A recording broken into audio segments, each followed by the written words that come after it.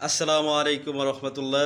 আজকে যে আমলটা নিয়ে আসছি, সূরা ইখলাসের এক রাতের আমলের মাধ্যমে মুয়াক্কেল হাসিল করতে পারবেন। আমলটা খুবই মোজাররম, খুবই কার্যকরী।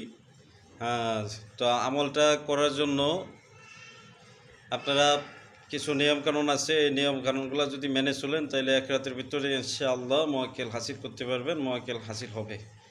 তা আমলটা করার জন্য আপনাদের কিছু নিয়মকানুন আছে। আপনাদের শরীর বন্ধ করে নিতে হবে, দরুদে ইব্রাহিম 11 বার পড়বেন এবং আয়াতুল কুরসি 11 বার পড়বেন। আবার দরুদে ইব্রাহিম 11 বার পড়বেন, পরে শরীরটা বন্ধ করে নেবেন। তারপর আগরবাতি, মোমবাতি, গোলাপ জল, গোলাপ জল ছিটিয়ে আগরবাতি মোমবাতি ধরাইবেন। দরুদ শরীফ সূরা ফাতিহা ইখলাস পড়ে আগরবাতি মোমবাতি ধরাবেন। তারপরে সুঘ্রাণ ব্যবহার করবেন, আতর, খুশবু আতর যেগুলো আছে এগুলো ব্যবহার করবেন। ব্যবহার করার পরে আসন করে বসবেন অথবা সুন্নতি তরিকায় বসবেন। বসার পরে আপনারা সূরা ইখলাস আগে দরুদে ইব্রাহিম 11 বার পড়ে নেবেন।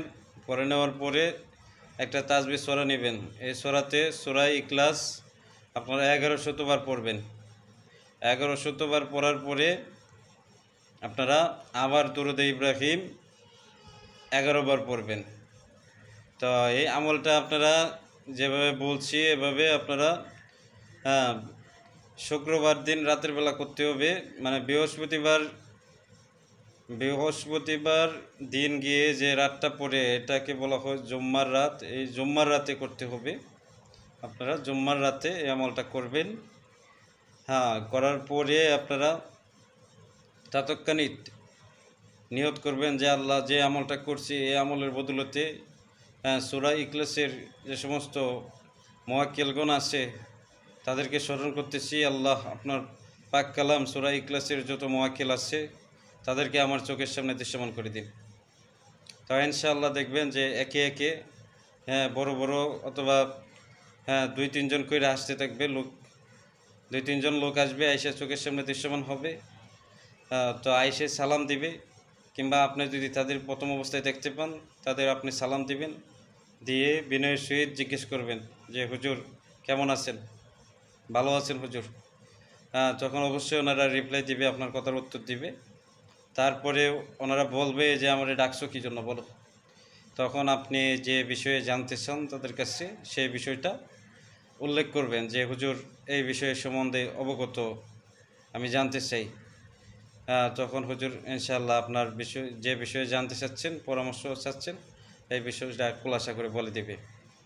আর আপনারা যখন আবার উনি চলে যাবে, মুয়াক্কেলগণ চলে যাবে, তখন কিন্তু আবার করতে হবে। নিয়ম কানুন আছে যে হুজুর আপনারে আমি পরবর্তীতে কিভাবে স্মরণ করব, কিভাবে ডাকলে আপনি আসবেন।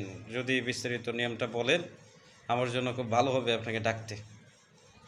তখন হুজুরে আপনারা বলে দিবে, যেভাবে বলবে ঠিক এই নিয়মে ডাকতে হবে।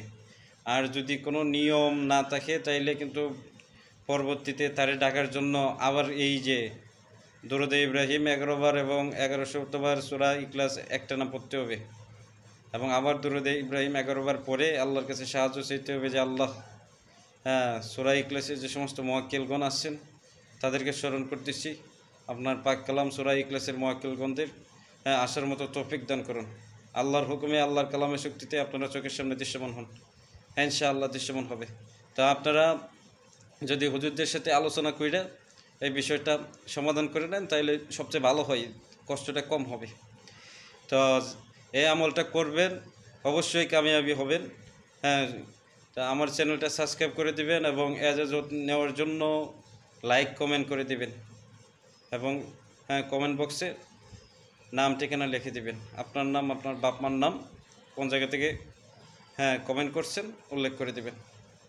তো ভালো থাকেন। আজকের মতো পরবর্তীতে ভিডিও নিয়ে আসবো। আসসালামু আলাইকুম।